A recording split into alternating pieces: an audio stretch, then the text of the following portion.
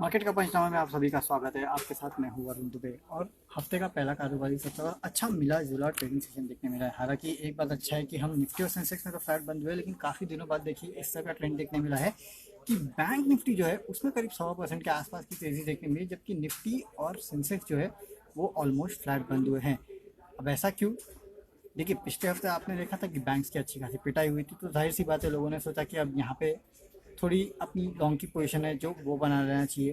तो फिर आज प्रेशर कहाँ से आया? देखिए, प्रेशर वहाँ से आया है जिसने पिछले कुछ दिनों में सपोर्ट किया था, यानी कि आईटी और फार्मा, ये दो सेक्टर्स है जिससे आज पूरी तरह से मार्केट में प्रेशर जो है वो आते हुए दिखाई दिया। और इसके लिए हमने देखा कि आज मार्केट जो है ऑलमोस्ट फ्लैट बंद हुआ है। ऑलमोस्ट इनफैक्ट आज जब सुबह हम शुरू हुए थे तो 9100 के ऊपर शुरू हुए थे। आज का हाई देखिए 9160 के आसपास का हाई है और क्लोजिंग 9040 के आसपास, यानी कि ऊपरी 100 से करीब 100-120 पॉइंट के आसपास की गिरावट जो है वो आज भारतीय बाजार में देखी। हालांकि निचले स्तर से अगर आप देखें तो 40 पॉइंट के आसपास की रिकवरी भी, तो हाफ हाफ तो नहीं, quarter glass empty and to some extent full, वैसी सिचुएशन है आज की ट्रेडिंग सेशन की। आप एडवांस डिक्लाइन देख लीजिए, 1:1.1 है, यानी कि हर 1.1 बढ़ने वाले शेयर के सामने एक गिरने वाला शेयर है। तो स्थिति इतनी खराब नहीं है, लेकिन हाँ, जो ग्लोबल संकेत थे, अगर आप डाउ जोन्स को देखें तो अभी भी वो 500 पॉइंट के आसपास की तेज़ी दिखा रहा है। तो अगर 500 पॉइंट के आसपास की तेज़ी डाउ जोन्स में है तो हमें कम से कम 200 पॉइंट तो चलना चाहिए था, लेकिन ऐसा हुआ नहीं है। तो कहीं ना कहीं ये साफ दर्शाता है कि अभी भी प्रेशर है। हालांकि एक बात अच्छी है कि प्रेशर जो है वो बैंकिंग स्टॉक से नहीं है, और अगर एक दो दिन बैंकिंग स्टॉक से प्रेशर नहीं आया ना तो मेरे ख्याल से आपको मार्केट में एक छोटा मोटा रिबाउंड जो है वो देखने मिलेगा, जो कि मार्केट को 9300 तक लेके जा सकता है। तो पूरी नज़र जो है, देखिए आज आईटी फार्मा ने नई दबाव बनाया, ये बात सही है, लेकिन अभी भी पूरी नज़र जो है वो कहीं ना कहीं बैंकिंग स्टॉक में, क्योंकि पिछले कुछ दिनों में सबसे ज़्यादा परेशान करने का काम जो किया है वो बैंकिंग स्टॉक ने किया है। और आज देखिए यहाँ से थोड़ा सहारा मिलता हुआ नजर आया। तो जिस दिन बाकी सेक्टर्स थोड़ा सा सहारा दे देंगे और बैंक निफ्टी ऐसे ही चला ना, उस दिन आपको 9300 के आसपास मार्केट जाता हुआ दिखाई दे सकता है। अब आज की रेंज जो थी कहीं ना कहीं वो हमारे स्टॉप लॉसेस के आसपास ही, या फिर रेजिस्टेंस लेवल के आसपास ही। हम हमेशा की तरह 9140-50 के आसपास का रेजिस्टेंस है, आज 9160 के आसपास गया। 9160, 80, 200, ये कुछ लेवल्स है जो तोड़ के इसके ऊपर डिसाइसिवली बंद होना जो है वो काफ़ी मुश्किल हो रहा है। और वो होता है तो शायद मार्केट में आपको जो नेक्स्ट लेग ऑफ रैली में 9300 की बोल रहा हूँ वो देखने मिलेगा। नीचे की तरफ 9000 के आसपास जो इंपॉर्टेंट सपोर्ट है, उसके बाद देखते हैं नीचे और कितना जाता है। वैसे मुझे लगता नहीं है कि नीचे ज़्यादा जाएगा, जिस तरह से मूव देखने मिल रहा है कम से कम बैंक निफ्टी में। हालांकि एक बात और याद रखनी है कि ये एक्सपायरी वाला वीक है, तो मंथली एक्सपायरी वाला वीक है, और आपको ये याद रखना है। तो मंथली एक्सपायरी वाले वीक में अगर बैंक निफ्टी ने सपोर्ट कर दिया तो शायद हम आगे अच्छे खासे चलते हुए दिखाई दे सकते हैं। लेट्स वेट एंड वॉच क्या होता है। बाकी आप सवाल जवाब का सिलसिला शुरू करते हैं। तो आनंद टेलर एस्टेक लाइफ पे पूछ रहे हैं कि क्या करना चाहिए। देखिए, एस्टेक लाइफ ये एक ब्लू आइड बॉय बन चुका है पिछले कुछ दिनों में। मुझे याद है जब से इस कंपनी के रिजल्ट आए ना, तब से अब तक कहीं ना कहीं 60-65% के आसपास की रैली जो ये काउंटर दिखा चुका है। नतीजे इस कंपनी के काफ़ी बेहतर थे, ये मैंने आपको पहले भी कहा था। जब इस कंपनी के रिजल्ट्स नहीं आए थे उसके पहले से ये काउंटर जो हमारा फेवरेट काउंटर था। और अब भी देखिए इस काउंटर में अच्छी खासी तेज़ी जो है वो देखने मिल रही है। अपने 52 हाई के आसपास एक काउंटर जो है वो ट्रेड कर रहा है, लेकिन अभी भी देखिए मुझे लगता है इस काउंटर में मल्टी मल्टी ईयर तो नहीं बोल सकता, लेकिन हाँ काफ़ी फोल्ड इंक्रीज आपको आगे भी देखने मिलेगा। इतनी तेज़ी के बाद भी मुझे लगता है इस काउंटर में अभी भी आपको तेज़ी जो है अगले कुछ दिनों तक बढ़ती हुई दिखाई दे सकती है। 800 के लेवल के आसपास आप इस काउंटर को अप्रोच कर सकते हैं, लेकिन एक स्टॉप लॉस रखना, क्योंकि ये काउंटर काफ़ी चल चुका है। इसके 700 के आसपास का स्टॉप लॉस रखिए। और वैसे अगर आप ट्रेड करेंगे तो आपके लिए ज़्यादा बेटर होगा, उससे ज़्यादा कुछ नहीं, क्योंकि ये काउंटर अप ट्रेंड में है। गोदरेज ग्रुप का काउंटर है, तो ग्रुप को लेके भी कोई इशू नहीं है, स्टॉक को लेके भी कुछ इशू नहीं है। धंधा इस कंपनी का काफ़ी अच्छा है, मल्टीपल धंधे इस कंपनी के। तो मुझे लगता है काउंटर बुल रन में है, यहाँ से 800 तक जा सकता है इमीडिएट टर्म में, लेकिन हाँ 700 के आसपास का स्टॉप लॉस रखिए, क्योंकि अगर यहाँ से गिरता है तो शायद थोड़ी प्रॉफिट बुकिंग भी इस काउंटर में आ सकती है, ये भी आपको भूलना नहीं चाहिए। चलिए अगला सवाल पूछते हैं। AU small finance bank, Deepak Singh बोरा। देखिए Deepak ji, AU small finance bank हो या फिर जितने भी ये छोटे मोटे बैंक है ना, इनमें छोटे मोटे मतलब जो स्मॉल बैंक्स हैं, इनमें पिछले कुछ दिनों में अच्छी खासी गिरावट जो है वो देखने मिली। आज भी अगर आप देखें तो क्रेडिट एक्सिस ग्रामीण है, एयू स्मॉल फाइनेंस बैंक है, आवास फाइनेंशियल है, इन काउंटर्स में गिरावट हुई है। In fact AU small finance bank तो उन बैंक की कैटेगरी में है जहाँ पे कहीं ना कहीं जो ब्रोकरेज हाउसेस है उसको लगातार डाउनग्रेड करते जा रहे हैं। ये काउंटर एक ट्रेडिंग रेंज से ज़्यादा कुछ दिखाई नहीं दे रहा मुझे। नो डाउट एक समय पे फेवरेट काउंटर हुआ करता था लोगों का। आज 386 के आसपास ट्रेड कर रहा है, जो कि इस काउंटर का 52 एक लो भी है। वेट एंड वॉच, मेरे ख्याल से इसमें पैसा लगाने का सही समय नहीं है। लेना है तो रिस्क लेके लगा सकते हैं, उससे आप फिलहाल इस काउंटर से थोड़ा दूर रहें, या फिर जितने भी ये स्मॉल फाइनेंस बैंक है उनसे दूर रहेंगे थोड़े कुछ टाइम के लिए तो ज़्यादा बेटर है। क्योंकि देखिए बैंकिंग इंडस्ट्री के लिए वैसे भी कुछ आया नहीं है राहत, कोई बड़ी बात। मोनिटोरियम आपको देना है, और ये जो बैंक्स हैं, जो माइक्रो फाइनेंस कंपनीज है जिनके पास, ऐसे छोटे मोटे बैंक जिनके पास है, शायद इनका एक्सपोजर जो है या फिर इनको जो मार है ज़्यादा बड़ी पड़ सकती है, ऐसा स्ट्रीट पे लोग मान के चल रहे हैं। इसके लिए इन बैंक से दूर रहे तो ज़्यादा बेटर होगा।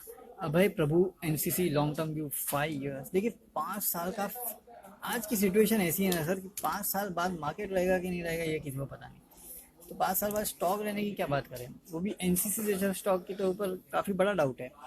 मुझे लगता है कि 5 साल का व्यू आपको एनसीसी पे अभी लेना चाहिए, है ना। 21 के आसपास ट्रेड कर रहा है, हालांकि अगस्त की बाद ये कंपनी जो है वो एफएनओ से बाहर हो जाएगी।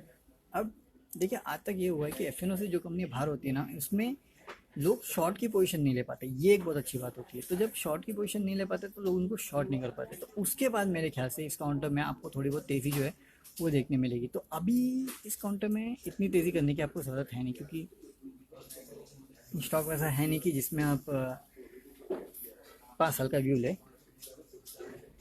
अगले कुछ दिनों के लिए अगर आपको चाहिए तो आप इस काउंटर में ट्रेड कर सकते हैं, है ना। एक स्टॉप लॉस रखिए इस काउंटर में 20 के आसपास का, और इस काउंटर को ट्रेड कीजिए। लॉन्ग टर्म का व्यू अभी इस काउंटर पे लेना नहीं, लेकिन हाँ अगस्त की सीरीज़ में जब ये एफएनओ से बाहर हो जाएगा उसके बाद लॉन्ग पोजीशन लेने के आपको थोड़े बहुत मौके जो है वो इस काउंटर में मिल सकते हैं, ये याद रख के आपको चलना होगा।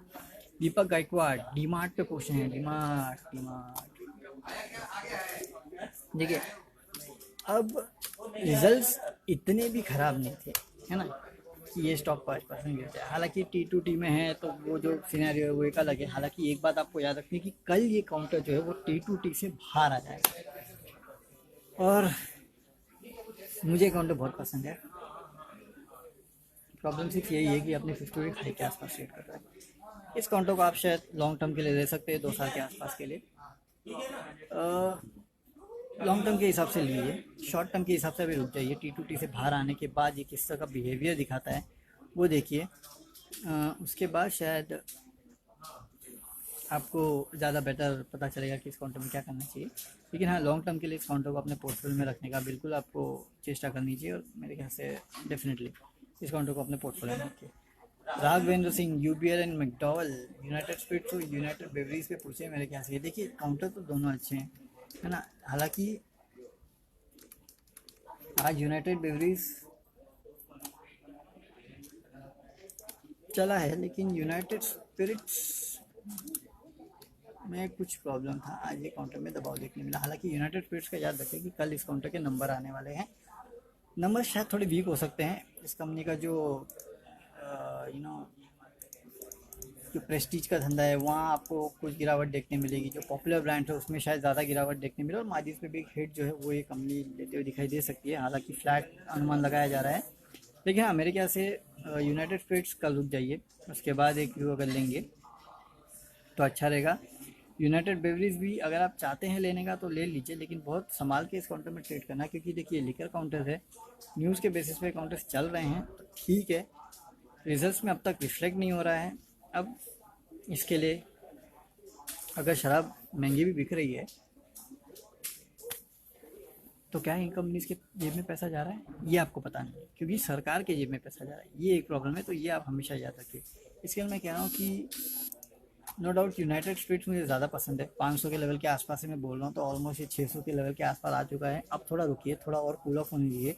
550 के आसपास आता है तो आप एक फ्रेश बाइंग जो है इस काउंटर में कर सकते हैं। यूनाइटेड ब्रेवरीज का आप ट्रेड कीजिएगा। नयन ज्योति शर्मा आईटीसी और वाटर बेस पे पूछेंगे कि क्या करना चाहिए। देखिए आईटीसी ऐसा काउंटर जो है मुझे बहुत अच्छा लगता है, लेकिन हाँ वही जो ट्रेडिंग रेंज में हमेशा इस काउंटर पे देते आया था, देखिए वही हुआ है। 192 के आसपास जो ये काउंटर आज ट्रेड कर रहा है। मेरे ख्याल से अब ये काउंटर 200 के ऊपर जाता है तो ही आपको इस काउंटर में फ्रेश पोजीशन लेनी है। अगर 200 के ऊपर ये काउंटर नहीं जाता है तो शायद आपको इस काउंटर पे फ्रेश पोजीशन वापस नहीं लेनी है। कूल ऑफ होने का इस काउंटर के लिए इंतजार कीजिए। हालांकि ये लेवल अच्छा है इस काउंटर का। अगर आप लॉन्ग टर्म निवेशक है तो लॉन्ग टर्म के लिए अगर निवेश करना चाहते हैं तो इस काउंटर में आप बने रह सकते हैं। लेकिन अगर ट्रेडिंग करना चाहते हैं तो 200 का लेवल निकल जाने दीजिए। एक बार 200 का लेवल निकल जाएगा उसके बाद मेरे ख्याल से आपको फिर से इस काउंटर में फ्रेश बाइंग देखने मिल सकती है। नीचे के लेवल जो है वो अगर 180 के आसपास एक काउंटर फिर आता है तो वो एक इम्पॉर्टेंट रेजिस्टेंस है, सपोर्ट है, जिसके बाद आप शायद इस काउंटर को मेक या ब्रेक लेवल पे देखेंगे। तो 200 और 180 ये दो लेवल पे नज़र रखिए और उसके बाद जहाँ जाते हैं देखिए इस काउंटर को। अच्छा, HDFC बैंक पे चंदन पाटिल पूछे कि HDFC बैंक और गिरेगा क्या। देखिए बैंकिंग काउंटर्स और कितने गिरेंगे ना, ये कहना काफ़ी मुश्किल है। ये काउंटर अभी 860 के आसपास ट्रेड कर रहा है। 739 के आसपास का इस कंपनी का 52 वीक लो है। HDFC बैंक 52 वीक लो पे ट्रेड कर रहा है। ये सोचिए, ऐसा नहीं है कि इंडियन इकोनॉमी में रिवाइवल नहीं आएगा, आएगा लेकिन उसको समय लगेगा। मेरे ख्याल से कुछ ऐसे बैंक है, HDFC बैंक, ICICI बैंक और PSU में SBI, ये कुछ ऐसे काउंटर्स है जो लुक्रेटिव लेवल पे है। आप चाहिए तो इन काउंटर्स में बॉटम फिशिंग कर सकते हैं, लेकिन हाँ स्टॉप लॉस लगा के करना, क्योंकि आजकल वॉलेटिलिटी इतनी ज़्यादा है कि स्टॉप लॉस लगाना काफ़ी ज़रूरी हो गया है। मेरे ख्याल से हो सकता है HDFC बैंक गिरेगा, मैं ना नहीं बोल रहा हूँ, लेकिन जब गिरावट आएगी तो इन काउंटर्स में आपके लिए खरीदारी के काफ़ी अच्छे मौके होंगे। चलिए अब इसी नोट पे विदा लेते हैं, हमारा टाइम भी ऊपर हो गया है। कल इसी प्लेटफॉर्म पे आपके साथ जुड़ेंगे, जो आपके बच्चे कुछ सवाल है उनका जवाब देने के लिए, और हमारे साथ सुबह जुड़िएगा तो बताएंगे आपको कि ग्लोबल मार्केट से संकेत कैसे है और इंडियन मार्केट को कैसे ट्रेड करना है। तब तक के लिए सी यू, गुड बाय।